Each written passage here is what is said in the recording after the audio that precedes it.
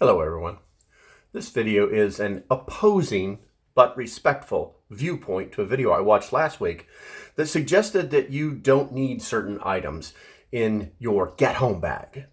Now, I've structured this video to follow the original video to ensure there's no confusion. This video is not an argument, but a simple disagreement. A discourse, if you will, about 7 items that definitely should be in your get-home bag. My counter-argument and introduction is that the presenter claims that these 7 items are unnecessary, but as preppers, we should account for unexpected scenarios, not just routine daily life. Now, get-home bags and bug-out bags should be versatile and handle rare but plausible emergencies, including those beyond urban/suburban settings. The rationale for this is that packing for fear or exceptions is valid in preparedness. That's dumb. As low probability, high impact events such as natural disasters or societal eruptions justify carrying multi-purpose tools. And what better gift to give a loved one than the Jackhawk 9000? Let's begin. A fixed blade knife, like this ginormous monstrosity, That's not a knife. is a versatile tool for cutting, prying, or self-defense in emergencies, even in emergency settings. Cutting seatbelts, opening packages, sparring with your enemies, and also maintains your security. But durability is an issue. A more realistic fixed blade knife would be this simple one by Ozark Trails, made by, of all places, Walmart. Solid steel, made in China, nice grip, works every time. My favorite knife. Now, in unprecedented scenarios, your fixed blades are more robust than pocket knives, which will fail under stress, e.g. breaking a window, cutting tough materials. If you plan on changing your shoes as part of your plan, how hard is it to simply put your shoes on, lace up, and then put this on your belt? In unpredictable scenarios, emergencies like car accidents or urban unrest may require a sturdy tool for a task that pocket knives can't handle reliably. The next thing was a compass. Now, navigation in chaos in urban or suburban areas can become disorienting during emergencies. So to make this more interesting, I brought a blindfold. Like power outages or road blockages or natural disasters like earthquakes, where landmarks or road signs may not be unreliable. And while the original author or the original video said, basically, I know where I'm going because I live here and I'm here all the time. But things change under critical environments, and I'm not saying that they will or that this person wouldn't make it home. I'm simply saying it's probably a good idea to have a simple navigational tool and understand it. Now, obviously, this would be good backup technology for phone-based navigation, because, or GPS navigation, because the batteries can die. You can, you might have a problem with satellite signals under an EMP, but we're not going to even talk about that. And there's also going to be the possibility of networks issues. While a compass provides a reliable, low-tech backup. And what we're really talking about is minimal weight. Now, if the goal is just to reduce the weight of your bag, guys, this is a Suntoe. It works just fine. Look, it keeps finding north, no matter what I do. And if well, damn, as long as I put it on my watch and I don't get it anywhere near the metal, it's going to tell me which way is north and give me a navigational tool. So it just makes sense to have a simple navigational tool that we can use. Okay, let's go ahead and move on to the next one. The fire kit. Guys, the one I saw was insanely large and had every possible way to start a fire just short of a gigantic magnifying glass, which may or may not have been in that box that I saw. But that doesn't matter. To each their own. A simple fire kit can weigh almost nothing at all. Now, urban fire needs are very simple. Fires may be needed in urban emergencies for warmth, you know, during power outages or in cold weather, or signaling for rescue. We got some simple fire tenders that are basically their weight less. We've got ourselves a little Esbic cube. We've got a homemade fireball. There's another one there if you guys haven't seen that video. We've got the mighty ferro rod with an actually halfway decent length, you know. That's a fire! Yeah, good enough. And the mighty Bic lighter. Actually, this one isn't a Bic, but you know what? I think it'll work. I think it'll work. The reality is that you should definitely have a fire kit in either your get home bag or your bug out bag, because the thing is you never know. You never know. And while the video spoke to having the Bic lighter or keeping the Bic lighter, which I completely agree with, you're going to need to make fire at some point. If we're planning on being home in 2 hours because our get home bag is going to help us get to do that, that's great. But the world changes rapidly in a chaotic environment, and having a little bit more than a Bic lighter it's probably a good idea. We don't really need the ferro rod. I mean, unless you want to throw it on there. This one's got a compass on it. That one's pretty cool. Yeah, I think it's just going to be a good idea to have a fire kit, simply because it's this small and weighs almost nothing. I'm actually going to weigh all this stuff at the end of the video, and then we'll kind of go from there. All right, so the next thing, we're going to move this off, is going to be the water filter. I'm thirsty. Guys, if you know me, that's my mantra. The three pillars of all preparedness are water, food, and security. Water, because that's the one thing just short of breathing that you 100% of the time need, no questions asked. During the video, he used a Grail, a full-size Grail, which I actually love. But let's just say, well, at the very minimum, we have some form of water/life straw. Now, here's the thing. During Hurricane Helene, while exact timelines weren't detailed, reports indicate that the residents were without running water within a day or two of the storm's peak impact, as flooding washed away pipelines and disrupted operations. Now, by October 3rd, a week later, the system was still down, suggesting outages began shortly after landfall. Interesting. So like within hours to 24 hours to 48 hours due to the immediate flooding and power outages. Now here's the thing, your short-term needs.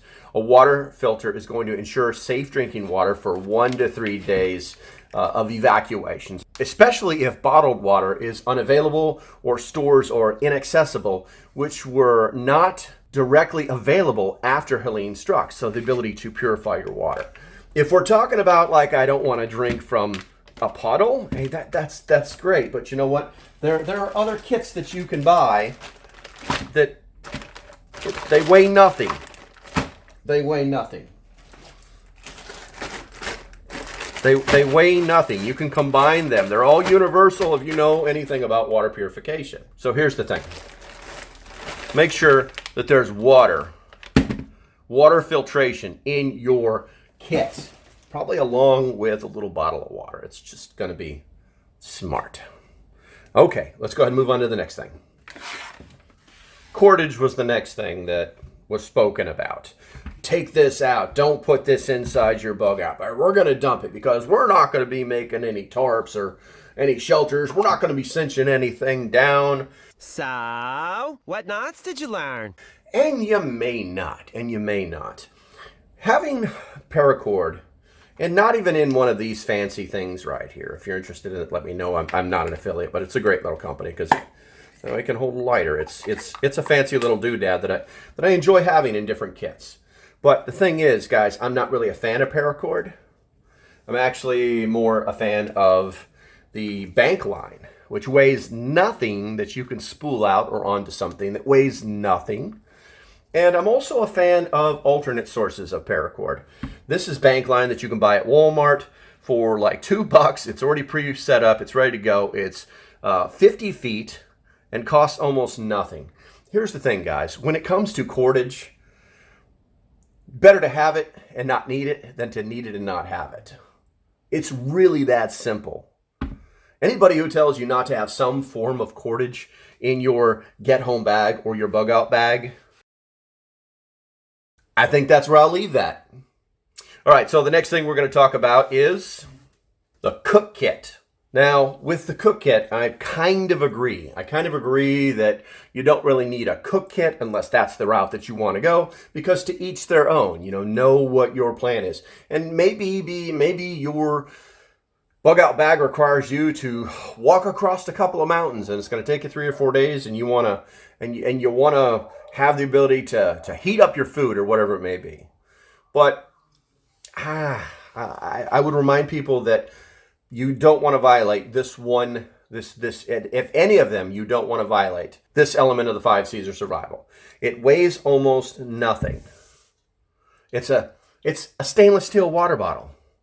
It's got a plastic cap that maybe you do or don't. You have the ability to carry water inside of this, and you have the ability to boil water, to sterilize the water so that you can drink it, because water is the number one means of survival in any single survival situation. Cooking food to get home isn't realistic. I'll be honest with you. Packing ready-to-eat food is, so I agree about 50% to what was said. The other half is that you can't boil water if you don't have a cook set, or if you don't have one of these. In winter, your life straw will likely freeze, so the ability to sanitize water could be essentially useless, unless you're carrying around some water purification tablets. That might be the option if that's the route that you want to go. But that's not what we're talking about. We're talking about the cook kit. Well, we talk about freeze-dried food in these kits, and you're going to have to rehydrate it, which means you're going to need more water than you're probably carrying, which means you're going to have to be able to find water sources that your Silcock key may not allow you to get into because you bought the wrong one. Because there are a couple of different kinds, and either you're going to carry 2 or you're going to carry 1. Who knows? But the bottom line is, if you have this, we can still start a fire. We can still find some water. We can still sanitize that water. Now, this is going to fix your freeze-dried food issue, and that means you will need extra water. And let's face it, it takes up minimal space. It's lightweight, it makes this particularly useful for short-term emergencies, even beyond 72 hours. Okay, let's go over the very last thing, the very last most controversial thing. Rifle ammunition. Self-defense in extreme cases. The historical precedents for this are the events like the 1992 Los Angeles riots or the recent urban unrest. Show that it shows that firearms can be necessary for personal security in rare cases. Now, if you plan to carry a rifle as part of your kit, you're gonna want some extra ammo, guys. You should have, at the minimum, an extra magazine for your pistol that you should be carrying. It's just smart. Okay, so let's close this out. The counter argument is pretty simple. Fixed blade knives, water filters, cordage, compasses, something to boil water. Yeah. Something to boil water with. Fire kits. And yes, a little ammunition. Are justified in go bags and get home bags for their versatility and potential to address rare but critical emergencies. In broader preparedness, excluding these items assumes predictable short-term scenarios, which underestimates the complexity of disasters. The balanced approach carrying these items doesn't reflect fear or fantasy, but a more pragmatic approach to low probability, high impact events that could exceed urban conveniences. And the counter argument to key themes is the practicality in uncertainty. Urban/survival environments can become chaotic during disasters, requiring tools for navigation, survival, and self-reliance beyond typical infrastructure. And the daily versus wilderness gear, the line between daily and wilderness gear blurs in emergencies, as urban areas can mimic wilderness conditions when infrastructure fails, e.g., no power, water, or shelter. Just to wrap this up, preparedness is about anticipating the unexpected, not just the likely. Including these 7 items ensures resilience in diverse scenarios, balancing weight, space, and utility for effective emergency preparedness. If you got something out of this video, hit me with that thumbs up button. I appreciate it. Stay safe. Have a great day, and I shall see you when I see you. And some other videos are going to pop up over here in a second. Bye-bye. And just in case, you're like, oh, this stuff is so heavy, I just don't know if I can carry it. This is just crazy, man. All this extra gear, it's just like everywhere. I don't know what to do. Let's see, maybe a watch. Maybe that'll stay on there. There you go, stay on there, water straw. Got a little cordage. We got the fire kit and a magazine full of 9mm.